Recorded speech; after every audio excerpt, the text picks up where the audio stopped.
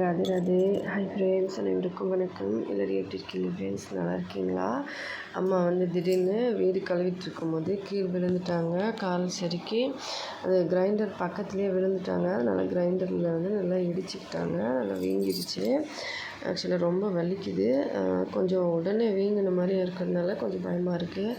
Hospital போயிட்டு வந்துடலாம் அப்படின்னு சொல்லிட்டு உடனே வந்து எடுத்துகிட்டு கிளம்புனோம். நல்ல மழை வந்திருக்கு. இந்த பக்கம் பார்த்திங்கன்னா தெரியும். நல்ல மழை வந்து ஃபுல்லாக வரப்போகுது. இப்போ வந்து கிளம்பி ஹாஸ்பிட்டலுக்கு வந்துட்டோம். ஆக்சுவலாக ஹாஸ்பிட்டலுக்கு வரணுனாலே இங்கே ஒரு பயம் என்னென்னா, அவங்க போடுற ஊசி வந்து 1ஓ 2ஓ போட மாட்டாங்க. ஒரேடியாக 3 4 ஊசி போடுவாங்க. ஃபஸ்ட்டு டாக்டர் வந்து இருக்காங்க. சரி, ஓகே, இந்த பக்கம் லைன் நிற்கிறாங்க ஆளுங்கன்னா டாக்டர் இருக்காங்க. இங்கே வந்து சீட்டு போட்டுட்டு அதுக்கப்புறம் உள்ளுக்குள்ளே போயிட்டு நம்ம பார்க்கலாம் அப்படின்னு சொல்லிட்டு வந்தோம். ஏன்னா ஒரேடியாக வீங்கிருக்கு. அம்மா பேர் நான் மறுபடியும் சொல்லிகிட்டே இருக்கேன். அந்த செக்யூரிட்டிக்கு வந்து புரியவே இல்லை. ஆண்டாள் அம்மாள் அப்படின்றது தான் கிட்டத்தட்ட 4 தடவை சொல்லிட்டேன். அவங்க ஆன்னு கேட்டுக்கிட்டே இருந்தாங்க. அதுக்கப்புறமா பேர் சொல்லி எழுதிட்டு அங்கேருந்து டாக்டர் பார்க்கலான்னு சொல்லிட்டு போனோம். ஆளுங்க கொஞ்சமாக தான் இருந்தாங்க. ஒரு 2-3 பேர் நின்றுட்டு இருந்தாங்க. அவங்கக்கிட்ட வந்து பார்த்துட்டு முடித்த அப்புறம் அவங்க வெளியில் வந்த அப்புறமா அம்மாவை நான் கூட்டிகிட்டு உள்ளே போனேன். நல்ல மழை வர ஆரம்பிச்சிருச்சு. வெளியே ஒரே மின்னல் தான் இடிக்குது. அவ்வளோ பயங்கரமாக மழை. அதுக்கப்புறம் உள்ளுக்குள்ளே வந்தால் டாக்டர் வந்து அங்கே இருந்தாங்க. ஒரு லேடி டாக்டர். இவங்க தான் வந்து டாக்டர். தினமுமே ஒரு டாக்டர் வேறு டாக்டராக வருவாங்க. இப்போ ட்ரீட்மெண்ட் வந்து பார்த்தாச்சு. அம்மாவுக்கு வந்து நல்ல வீங்கியிருக்கு. அதனால் அடி வந்து கொஞ்சம் ஜோராக அடி விழுந்திருக்கனால உடனே வந்து காமிச்சிடலான்னு சொல்லி கூட்டிகிட்டு வந்தோம். ஏன்னா அம்மா வந்து லைட்டாலாம் இருந்தால் சொல்லவே மாட்டாங்க. உடம்பு சரியில்லைன்னா கூட அப்படியே வந்து மெடிசன் சாப்பிட்டு இது வந்து சரி பண்ணிடலான்னு சொல்லுவாங்க. இப்போ ரொம்ப வலிக்குது அப்படின்னு சொன்ன உடனே ஹாஸ்பிட்டல் போகலாமான்னு கேட்ட உடனே போகலான்னு சொன்னாங்க. அப்போவே தெரிஞ்சிருச்சு ஹஸ்பண்டுக்கு நம்ம உடனே கிளம்பணுன்னு சொல்லிட்டு வண்டி எடுத்துகிட்டு கிளம்புனோம். ஏன்னா அம்மா வந்து அவ்வளோ சீக்கிரமாகலாம் ஏதாவது உடம்பு சரியில்லைன்னா சொல்ல மாட்டாங்க. இப்போ அப்படி சொல்கிறாங்கன்னா அவங்களால முடியலை அப்படின்னு சொல்லிட்டு உடனே வந்தோம். அவங்க வந்து மெடிசன் எல்லாம் உள்ளேயே வந்து இன்ஜெக்ஷன் மோஸ்ட்லி வச்சுருப்பாங்க. ஒன்று வந்து வெளியே வாங்கினோம். இப்போ வந்து அவங்க என்ன சொன்னாங்கன்னா, வெளியில் வந்து வாங்கிட்டு வந்துடுங்க எல்லாமே அப்படின்னு சொன்னாங்க. ஆக்சுவலாக 2 ஊசி வெளியில் வாங்கிட்டு வரணும். 2 வந்து அவங்க உள்ளே வச்சுருக்காங்களாம்மா. அதனால் சரின்னு சொல்லிவிட்டு மறுபடியும் வந்து வெளியில் வந்து சீட்டு கொடுத்தேன் ஹஸ்பண்ட்கிட்ட. 2 பேரும் போய் வாங்கிட்டு வந்துடலான்னு சொல்லி அம்மா அங்கேயே உட்கார வச்சுட்டு வந்தோம். வந்து 2 இன்ஜெக்ஷன் வந்து கொடுத்தாங்க. 2 வந்து அவங்க உள்ளுக்குள்ளேயே இருக்கிறதுனால இங்கே நல்ல கூட்டமாக இருந்தது. நல்ல மழையாகவும் இருக்கிறதுனால ஆளுங்கள்லாம் அப்படியே நின்றுட்டு இருந்தாங்க. அப்படியே வாங்கிட்டு இப்போ வந்து உள்ளுக்குள்ளே வந்தோம். ஊசி போடுற வரைக்கும் நான் வந்து 2 தான் எடுத்துகிட்டு போகிறோம், பரவாயில்ல, இடுப்பில் போட்டுருவாங்க போல் அப்படின்னு தான் நினச்சிட்டு போனேன். ஏன்னா பக்கத்தில் வந்து இடுப்பில் அடிபட்டிருக்கு அப்படின்னும்போது கொஞ்சம் பக்கத்துலேயே போட்டால் அது நல்லா வேலை செய்யும் அப்படின்ற அந்த பட்சத்தில் நான் ஒரு நப்பாசையில் உள்ளே போனேன். ஆனால் உள்ளே போன அப்புறமா தாங்க தெரியுது 4 ஊசியாமா. அவங்க 2 வந்து வச்சுருந்தாங்க. இன்னொரு 2 வந்து வாங்கிட்டு வந்ததுன்னு சொல்லி 4 ஊசி போட ஆரம்பிச்சிட்டாங்க.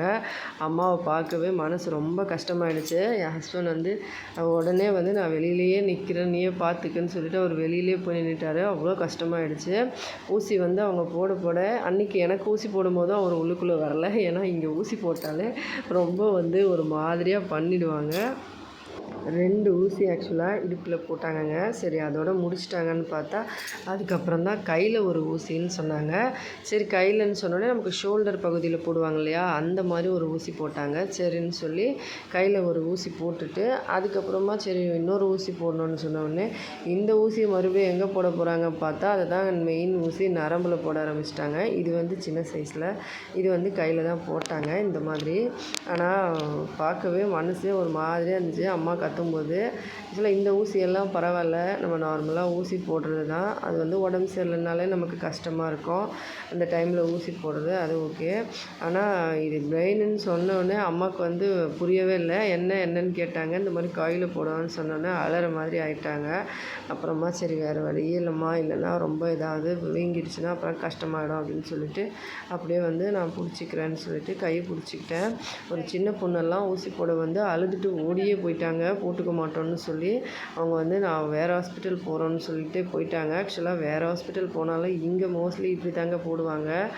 மெடிசன்ஸ்லாம் கொடுத்து சரி பண்ண மாட்டாங்க. அதோட பிரெயின் வேறு தேடிக்கிட்டு இருந்தாங்க.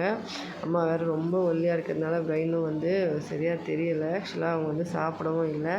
சாப்பிட்டாங்களா இல்லையான்னு கேட்டாங்க. நான் ஈவினிங் வந்து டீ சாப்பிட்டு கொஞ்சமாக பிஸ்கட் சாப்பிட்ருந்தாங்க, அவ்வளோதான்னு சொன்னேன். சாப்பிட பிடிக்கல, ஒரு மாதிரியாக இருக்குது அப்படின்னு சொல்லிட்டு சாப்பிடவே இல்லை. அதனால ரொம்ப பிரெயின் வந்து தேடிட்டு இருந்தாங்க. அதுக்கப்புறமா இந்த மாதிரி தட்டி தட்டி கையில் போடணுன்னு சொல்லி போனாங்க. ரொம்ப கொடுமையான விஷயங்க இந்த ஊசி போடுறது. ஆக்சுவலாக ஒடிஷாவில் இந்த மாதிரி கையில் போடுவாங்க பாருங்கள். அதுவும் 1ஓ 2ஓ கூட போட மாட்டாங்க. ஒரேடியாக 4, 3 போடும்போது தான் ரொம்ப கஷ்டமாக இருக்குங்க. ஆக்சுவலாக இப்போ ஒரு வாரம் முன்னாடிக்கு எனக்குமே ஜுரம்னு சொல்லி நான் நிறைய வீடியோ வந்து சொல்லியிருந்தேன் இல்லையா?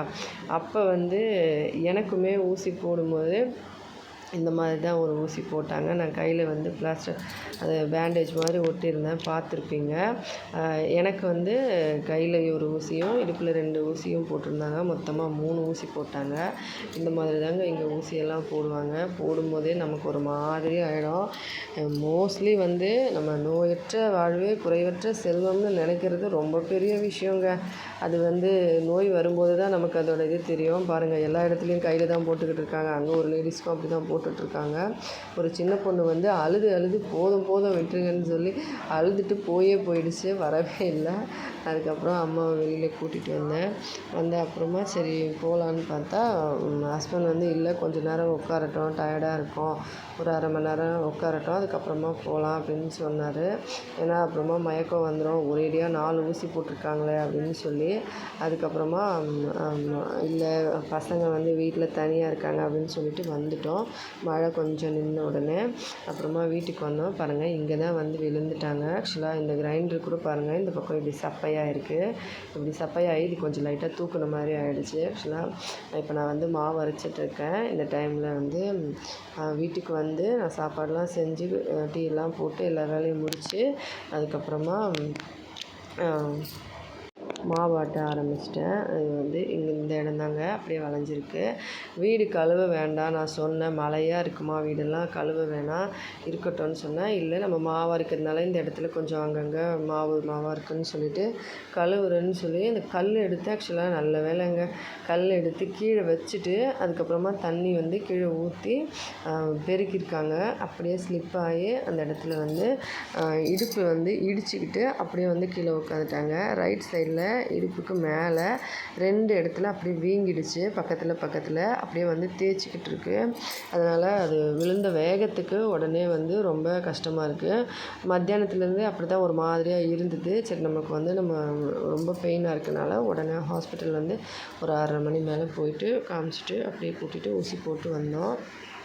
இப்போ வந்து படுத்துட்ருக்காங்க. ஆக்சுவலாக ரொம்ப டயர்டாயிட்டாங்க. நான் வந்து சமையல்லாம் பண்ணிவிட்டு அப்புறமா சாப்பிட கொடுக்கலான்னு சொல்லிட்டு இப்போதைக்கு மாவு அரைச்சி ரெடி பண்ணி வச்சிட்ருக்கேன். இந்த டைம்லலாம் அம்மா தூங்கவே மாட்டாங்க. எல்லாமே எடுத்து வச்சுட்டு ரெடி பண்ணிவிட்டு கடைக்கு என்ன வேணும் அதெல்லாம் பண்ணிகிட்டே இருப்பாங்க. இன்றைக்கி அவ்வளோ உடம்பு முடியல, அதனால நல்லா தூங்கிட்டுருக்காங்க. சரின்னு சொல்லி நான் ஃபுட்லாம் ரெடி பண்ணிவிட்டு அப்புறமா எழுப்பலாம் சாப்பிட்றதுக்கு அப்படின்னு சொல்லிட்டு படுத்துட்டோம். வரும்போது மக்காச்சோளம் அப்புறம் பக்கோடா இதெல்லாம் வாங்கிட்டு வந்தேன் கடையில். எதுவுமே சாப்பிடல, அப்படியே படுத்திருக்காங்க. ஒரு மாதிரியாக இருந்தது. ஹஸ்பண்டுக்கு மனசே சரியில்லை. ஏற்கனவே எவ்வளோ பிரச்சனை, எவ்வளோ இந்த டைம் எப்படி இருக்குதுன்னு சொல்லி நான் நிறைய வீடியோஸில் சொல்லியிருக்கேன். எல்லா பக்கமும் இருக்கிற பிரச்சனையில் இப்போ திடீர்னு இந்த மாதிரி ஏன் நடக்குதுன்னு தெரியலை, நமக்கு நேரமே சரியில்லை போல் அப்படின்னு சொல்லி மனசு ரொம்ப கஷ்டமாயிடுச்சு. அப்புறமா சரி என்ன பண்ணுறது அப்படின்னு மனசை நம்மளே தேற்றிக்கிட்டு வேலையை பார்க்கலாம் அப்படின்னு சொல்லிட்டு மாவு அரைச்சிட்டு இருந்தேன். ஏன் இவ்வளோ ஒர்ஸ்ட்டாக வந்து இந்த நேரம் போகுதுன்னு தெரியலைங்க. ஆக்சுவலாக இந்த பேட் டைம் ஆரம்பித்து கொரோனா டைம்லேருந்து இன்னுமே போய்கிட்டு இருக்கு. நம்மளும் மாறும் அப்படின்னு சொல்லி இவ்வளோ நாள் ஆகிடுச்சு. இதில் அந்த பிரச்சனை இந்த பிரச்சனை கடன் பிரச்சனைன்னு சொல்லி எக்கச்சக்கமாக ஹெல்த் இஷ்யூ அது இதுன்னு சொல்லி போயிட்டுருக்கு. இதில் அம்மா வேறு கீழே விழுந்தோடனே மனசு ரொம்ப கஷ்டமாயிடுச்சு. ஏன்னா அம்மா கண்டிப்பாக வந்து கடைக்கு ரொம்ப சப்போர்ட்டிவ் எங்களுக்கு. கடை வச்சுருக்கோன்னா அதுக்கு வந்து கண்டிப்பாக அம்மா ரொம்ப ஒரு சப்போர்ட்டிவ்னு சொல்லலாம். வேணான்னு சொன்னால் கூட எந்த வேலையும் விடாமல் செய்வாங்க. நான் வந்து சாப்பிட்டு ஏதாவது தட்டு கழுவினா கூட அது சரியில்லை இது சரியில்லைன்னு சொல்லி எல்லா வேலையும் அவங்களே செய்யணும்னு சொல்லி பார்ப்பாங்க. அவ்வளோ வந்து ஒரு என்ன சொல்கிறது, சின்ன வயசுலேருந்தே ஒரே பொண்ணுன்னு சொல்லி ரொம்ப செல்லமாகவும் வளர்த்துட்டாங்க. இப்போ வந்து கடை வச்சதுக்காகவும் சரி இவ்வளோ கஷ்டப்படுறாங்க ஸ்ட்ரகிள் பண்ணுறாங்கன்னு சொல்லி ரொம்ப சப்போர்ட்டிவாகவும் இருக்காங்க. இப்போ திடீர்னு உடம்பு முடியலன்னோடனே மனசு ரொம்ப கஷ்டமாக இருக்குது. இப்போதைக்கு கொஞ்சம் நல்லா ரெஸ்ட் எடுக்கட்டும்னு சொல்லி ஹஸ்பண்ட் வந்து சொன்னார், சுத்தமாக கடைக்கெல்லாம் வரவே வேண்டாம், ரெஸ்ட் எடுக்கட்டும், அப்புறமா வேணால் பார்த்துக்கலாம், அவங்க வந்து கடைக்கு வர வேணாம், வீட்டில் இருக்கட்டும் அப்படின்னு சொல்லிட்டாங்க. ஹஸ்பண்ட் வந்து ஒல்லியாகவே பார்த்துக்கிறேன்னு சொல்லியிருக்காரு. பார்க்கலாம் என்ன நடக்குதுன்னு சொல்லி. வீடியோ பிடிச்சிருந்தா லைக் பண்ணி ஷேர் பண்ணி சப்ஸ்கிரைப் பண்ணுங்கள். ஹெல்தியாக சாப்பிட்டு சந்தோஷமாக சேஃபாக பத்திரமா வருங்க. நன்றி, வணக்கம்.